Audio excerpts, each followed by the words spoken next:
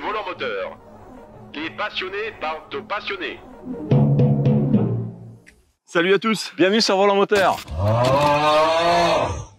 Bon, aujourd'hui on va vous présenter une AMG GTC. Ouais, voilà, juste derrière. Mais t'as mis ton petit polo toi? Non, et ouais, enfin, il y a un peu de vent. D'ailleurs, on a mis les belles en poil de châle. T'as vu comme c'est mignon? Non, c'est une queue de lapin. C'est une queue de lapin. Bon, je vais peut-être remettre ma veste.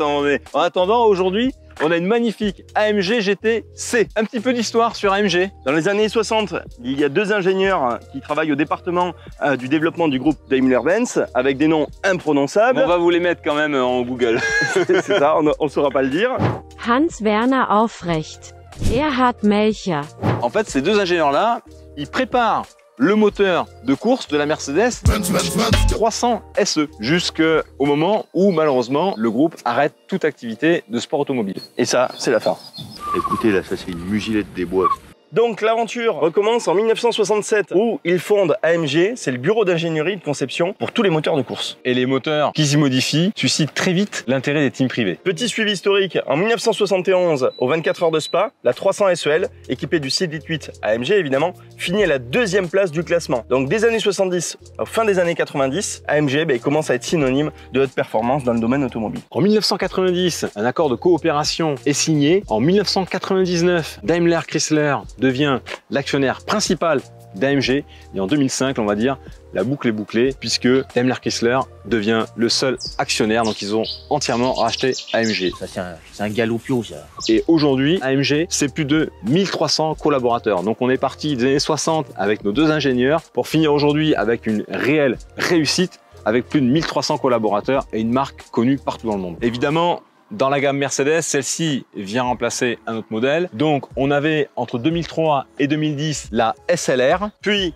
de 2010 à 2014, la SLS. Voilà, qui avait les portes papillons, c'était magnifique. Et à partir de 2014, on revient sur notre AMG GT. Comme d'habitude, on va vous montrer le cœur de la bête. Allez, c'est parti. Donc ici, qu'est-ce qu'on a? On a un moteur qui est en position centrale avant, puisque nous avons donc, on voit bien les roues avant, l'essieu avant qui est ici. Et le moteur donc qui est reculé là. Et là, on a quoi? La petite plaque de la personne qui a assemblé le moteur. Exactement, parce que chez AMG, la devise c'est un moteur, un homme. Terminé. Caractéristique de ce véhicule-là, on est sur un V8, 4 litres. Je te dis que c'est une musilette. C'est un galopio, la rigueur, une pisturelle des prés. Je te dis que moi c'est... Ah bah non, c'était Gérard. 4 litres. 3982 cm3 très précisément. C'est un V8 donc à 90 degrés qui est donc ouvert et ils ont placé les deux turbos à l'intérieur du V. Ça permet d'avoir un moteur beaucoup plus compact. Ça c'est très important. Celui-ci donc on est sur une GTC puisque dans la gamme des GT on a la GT, la GTS, la GTC et la GTR qui va être la plus radicale. La GTC pour moi est la plus équilibrée en termes de puissance et de beauté. Certains préféreront bien évidemment la GTR avec son gros aileron. Moi, je préfère plus le côté GT, un petit peu plus discret de celle-ci. On a 557 chevaux à 5750 tours minute, 680 Nm de coupe, c'est éléphantesque encore une fois, disponible à partir de 1900 tours minute. Code moteur ici M178. Pourquoi pas M177 pour les connaisseurs? Parce que le M177 qui est le même moteur a un carter humide alors que le M178 a un carter sec. Ce qui est le cas dans celle-ci. Si ça vous intéresse, un jour on pourra peut-être vous expliquer un peu plus en détail les moteurs à carter humide et les moteurs à carter sec. V8 à 32 soupapes, ça je l'ai pas dit. Autre chose aussi technique, on est sur une injection directe à 200 bars. C'est-à-dire que là, le carburant est injecté directement dans la chambre de combustion, d'accord? Alors que sur un véhicule traditionnel, le carburant est injecté dans le collecteur d'admission et en fait passe par la soupape d'admission le mélange air-carburant. Là, par la soupape d'admission, ne passe que l'air qui est aspiré puisque le carburant, lui, est donc injecté directement dans la chambre de combustion, ce qui demande beaucoup plus de pression. C'est pour ça que là, on est sur une pression de 200 bars. Il faut bien transmettre tout ça au sol. Ça passe par une boîte à double embrayage 7 rapports qui est extrêmement efficace et la quintessence, ce qui est génial, c'est que là on est sur une 100% propulsion, tout passe par les roues arrière. Je pense que j'ai tout dit. Ah si, j'ai oublié de vous parler des rejets de CO2 de cette voiture, mais concrètement nous on s'en fout. How dare you? Donc toute la puissance est transmise à ces roues-là. On a un différentiel avec un autobloquant qui est commandé électroniquement et on a également un essuie arrière qui est directionnel. Quant à la caisse de la voiture, le châssis, il est entièrement en aluminium. Bon, et sinon, le poids, pas le mien, celui de la voiture, 1700 kg et Vmax, vitesse maximum, 317 km/h. Donc là, on vous laisse admirer l'intérieur, le combo qui va bien. Très clairement, le gris foncé, la métallisée et l'intérieur blanc, un petit peu gris, couleur crème. On est vraiment dans un cockpit. C'est beau, hein? Ouais, c'est Alors, vraiment moi, ce que j'aime beaucoup dans cette livrée-là, c'est que on a vraiment un combo très intéressant avec du contraste entre l'extérieur et l'intérieur. Et cet intérieur-là est vraiment extrêmement beau, très très beau. du cuir sur le tableau de bord, la luminosité du toit vitré, la barre ici qui permet de rigidifier évidemment le châssis, le cuir un peu chauffé là, le petit détail qui fait la différence, le volant, bon bah tout y est, hein. C'est à la fois simple mais Magnifique. très efficace, la bonne accroche grâce à l'Alcantara, somptueux. Bon, et maintenant c'est l'heure du... Démarrage, quel son ça fait? Ça fait le son clairement d'une américaine.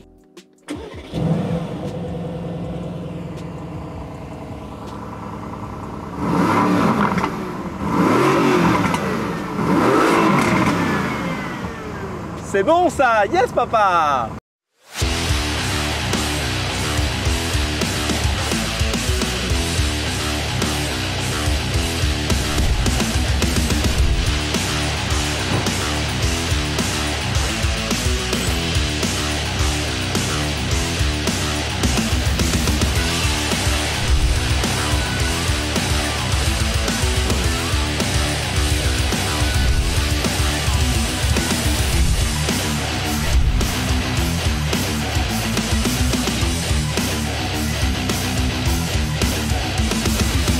Bon allez, on va partir essayer là. Ouais, attends une seconde. Attends, qu'est-ce que tu fais là, Nico? Mais attends, là on parle essayer, je peux dire elle va marcher.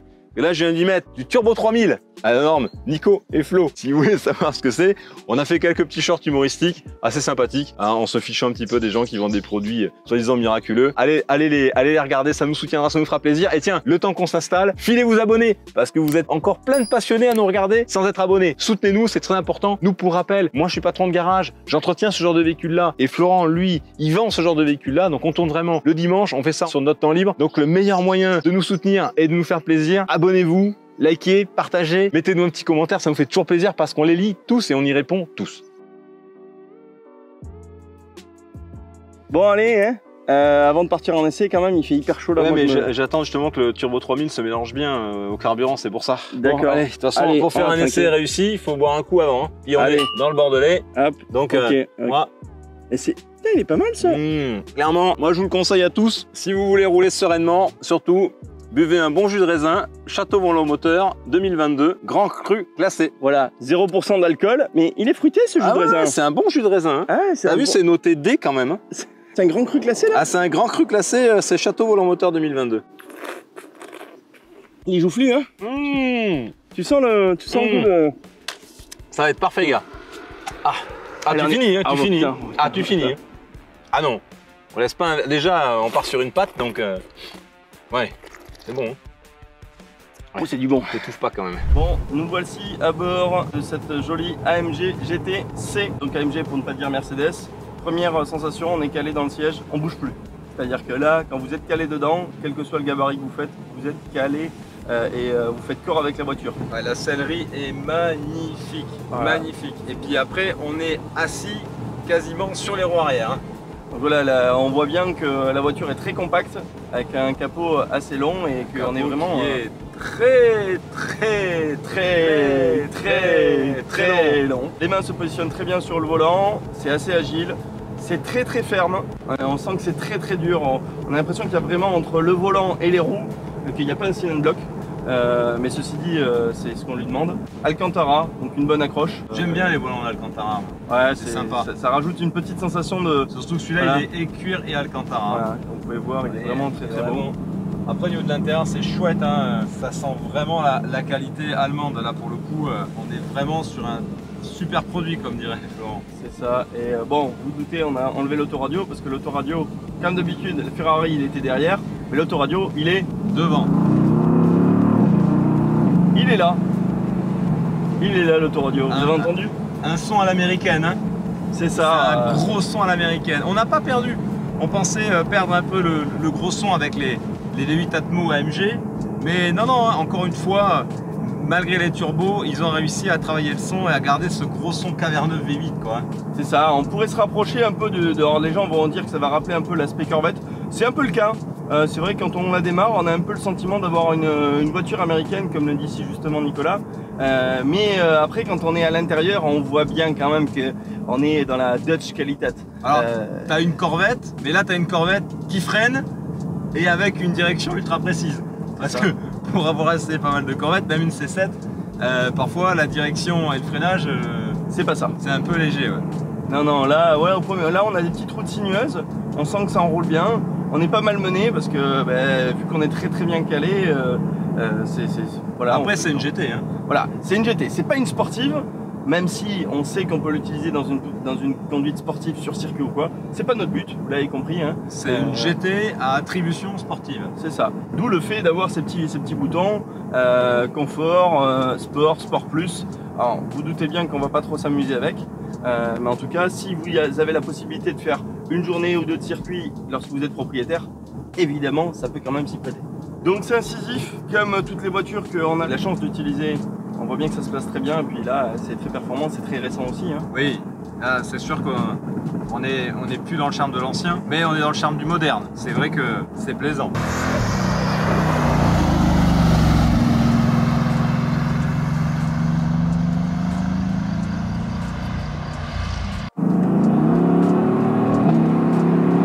Paf paf paf.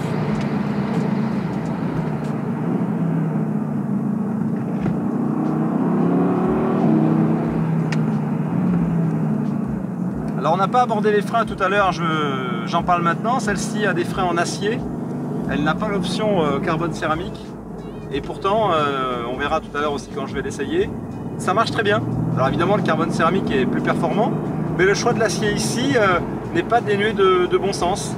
Donc concrètement, l'acier, en tout cas sur une GTC, suffit très largement.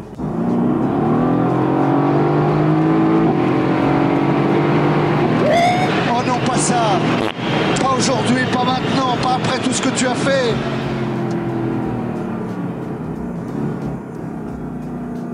Oh, oh, oh.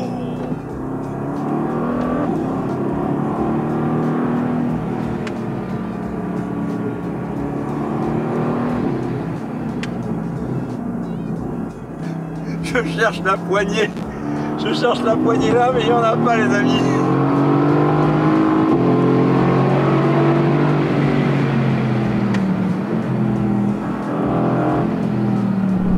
T'as une copine? T'as la carte? T'as une carte? Magnifique féfé. Allez, à mon tour. Alors là, le volant est vraiment super. Flo en a parlé tout à l'heure, le diamètre est gros, ça j'adore. Ça par contre c'est un peu nul. Ils auraient pu faire quelque chose ou de plus positionné vers là, ou alors de pouvoir enclencher la première avec les palettes au volant comme sur l'italienne.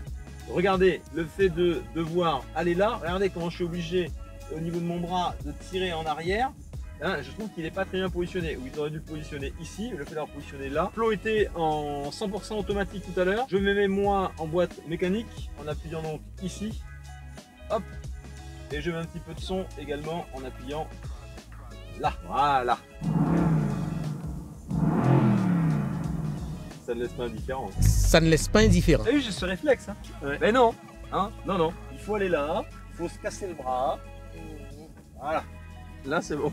Là l'ingénieur il s'est. Là il a chié dans la colle.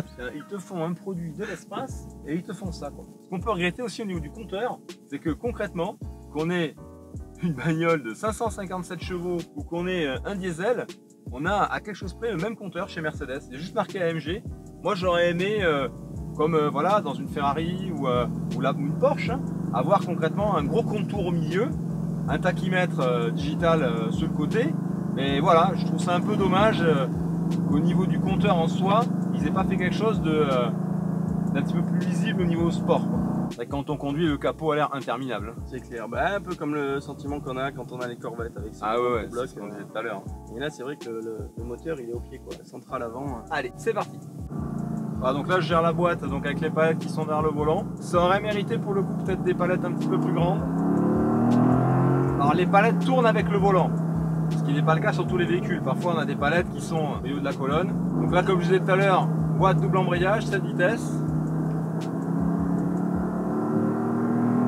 Alors on est sur une voiture moderne donc forcément on place la voiture un peu où on veut sur la route, ça freine très fort. On voit que là sur le rétrogradage ou en passage de vitesse, la boîte est très réactive, c'est vraiment très agréable et puis on a vraiment le cul posé sur les roues arrière, on le sent en sortie de virage. Si on veut en mettre un peu, allez on en met un peu. Chouette hein. Décidément on essaie que des machines à plaisir hein.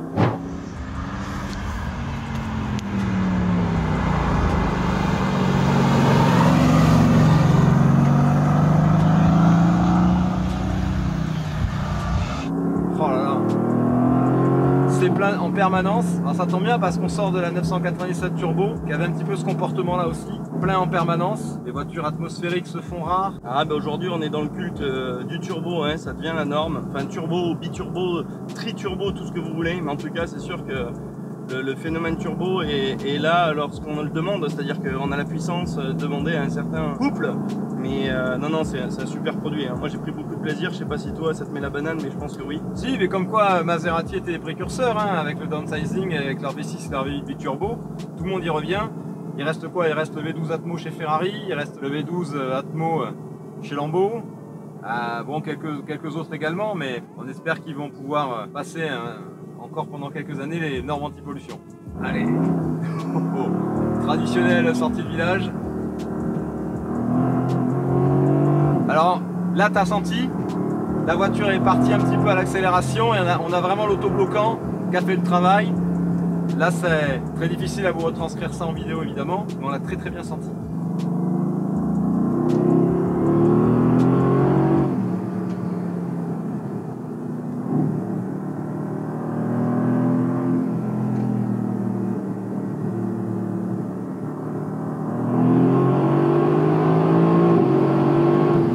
C'est bon hein. Yes papa. Ah ouais.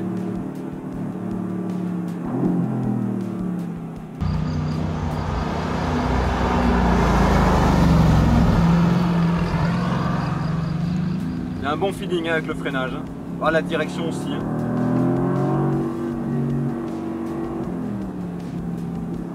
Moi je pensais que comme sur les Corvettes on pouvait avoir ce sentiment de survirage.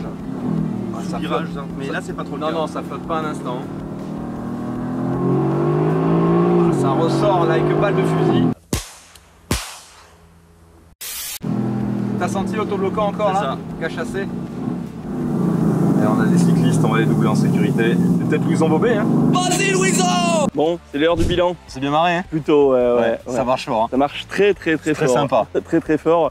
On est un petit peu en sueur évidemment, même si on roule pas vite, ça épuise pas mal. Faut être vigilant mais c'est super. C'est super. Le bruit d'une américaine, le comportement d'une sportive, c'est une GT, c'est super. Vraiment excellent. Vraiment. Qu'est-ce qu'on peut dire de plus? Abonnez-vous, toujours. Et surtout, n'oublie pas d'activer la cloche des notifications pour ne louper aucune de nos vidéos. Vous pouvez nous suivre aussi sur Instagram, donc Team Volant Moteur. Facebook aussi. Facebook, Nicolas Volant Moteur, vous verrez le petit logo. Mac Guibert, Florent Volant Moteur, ça vous pouvez nous trouver très facilement. On va vous mettre ça en description. Et si vous en avez pas eu assez sur l'AMG GT, vous pouvez aller faire un tour sur la chaîne RaceOS, qui est une excellente chaîne, où il y a une vidéo sur l'AMG GT Black Series, qui est la plus radicale.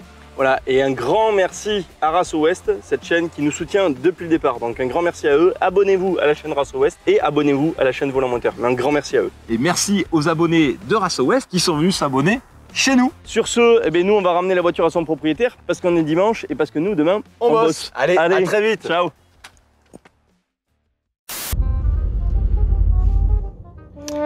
Qu'est-ce qu'ils ont été mettre ça là-dessus, c'est insupportable. Insupportable.